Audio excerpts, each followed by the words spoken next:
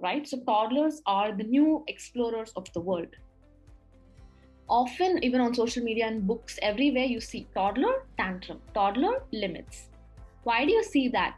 The reason you see toddler tantrum, toddler limits is because toddler is a new explorer in this world. And your toddler is going to go around exploring with no boundaries. For the toddler, the world is their oyster. For the toddler, there are no boundaries. Who's going to lay the boundaries for the toddler? The parent has to lay the boundary. So every time you put a boundary, your toddler will push it to see what will happen. But again, if you think that the toddler is pushing the boundary to irritate you, the toddler is pushing the boundary to disrespect you, then you are mistaken, because the toddler doesn't have the brain capacity for that. Your toddler is pushing the boundary because your toddler is curious. Your toddler is pushing the boundary again and again because your toddler is learning. So when you have boundaries, know that the boundaries will be tested again and again and again. I use this example with many parents that I work with.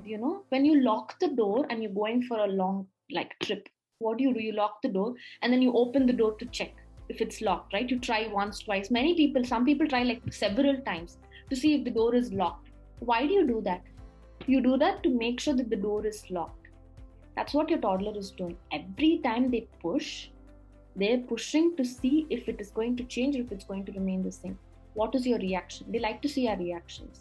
They like to learn. They like to see our reaction not to upset us, but because they're learning about humans, they're learning about emotions.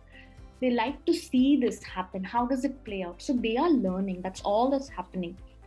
And when you know that, you stop taking that resistance, them pushing it seriously. You stop getting irritated, and you just deal with them as people who are learning, who are curious.